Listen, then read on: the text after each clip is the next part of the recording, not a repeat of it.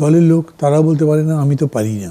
অনেক দেখা হয়েছে তার সাথে আমার, অনেক কথা হয়েছে, কিন্তু কথা খুব কম বলতেন আগে থেকেই, এবং কম কথা বলার জন্য উনি এক প্রকার বিখ্যাত ছিলেন। এবং কম্পেয়ার টু হার, কি বলা যায়, রাইভাল, পলিটিক্যাল রাইভাল, উনি আবার এতই কথা বলতেন যে এনার চুপ করে থাকাটাই মানুষ পছন্দ করতো।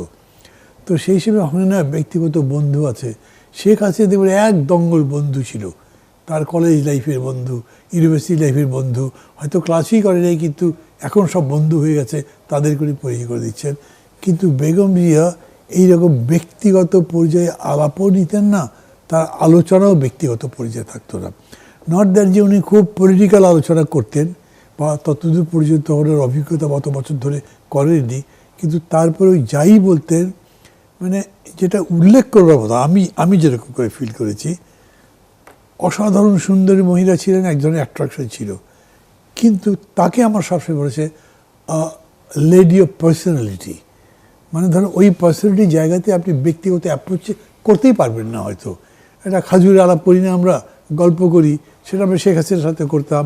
এরশাদ সাহেব তো যোগ টোক করতেন না, খালেদা জিয়া যোগ করতেন না, ফাজলামি করতেন না, হালকা কথা বলতেন না, সেই অর্থেও ওই রকম কোনো কিছু নাই। কিন্তু মানে দুটো একটা ঘটনা এরকম বলবো যে যেটা মানে আমার কীরকম অ্যাট্রাক্ট করেছে আমি আপনাকে বলি।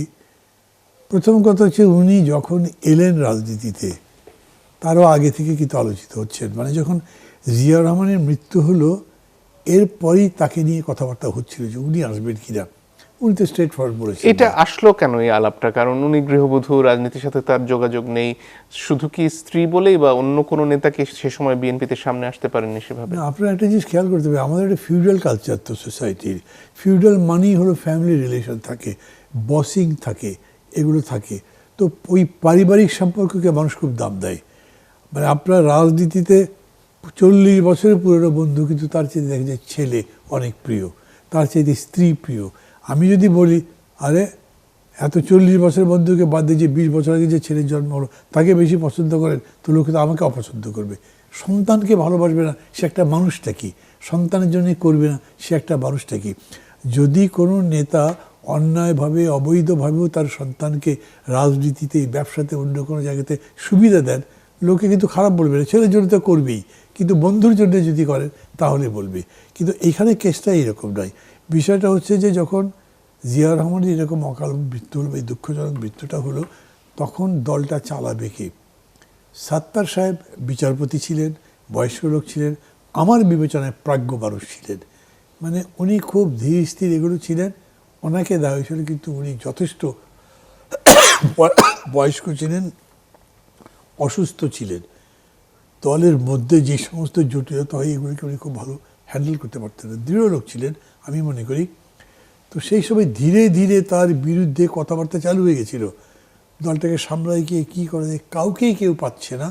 তখন বেগম জিয়ার নাম আসতে শুরু করেছে, এবং খুব সারপ্রাইজিংলি উনি, যিনি রাজনীতিটাকে খুব পছন্দই করতেন না, রাজনীতির মধ্যে খুব মজা পেতেন না, তিনি যে দায়িত্ব নিয়ে, উনি আগে বলতেন এত বড় পার্টি আমি কীভাবে সামলাবো, আমি কি কোনোদিন রাজনীতি করেছি? অনেকের হয়তো মনে নেই, কিন্তু আমার খুব স্পষ্ট মনে আছে, উনি প্রথম যেদিন পার্লামেন্টে বসলেন, আমি এর আগেও দু জায়গায় বলেছি, প্রথম পার্লামেন্টে বসলে তখন অনেকেই বলছিল আমরা নতুন আসছি, আমরা একটু বুঝতে পারছি না, হয়তো ভুল টুল হতে পারে আমাদের, স্পিকারকে উদ্দেশ্য করে।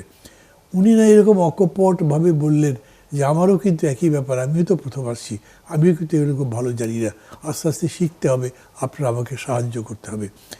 আমাদের দেশের রাজনীতিবিদরা সবসময় নিজের দুর্বলতার চাপিয়ে রেখে হাবভাব করে, আমি কিন্তু জানি।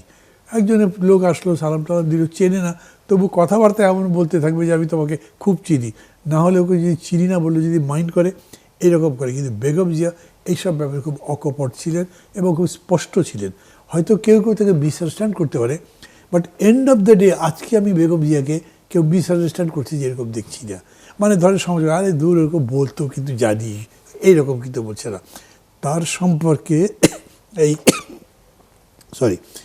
এই ধরনের কোনো নেতিবাচক সমালোচনা নেই। উনি দায়িত্ব নেবার পর ধীরে ধীরে দলটা কনসলিডেটেড হলো এবং দলটা দলের শেপ পেল।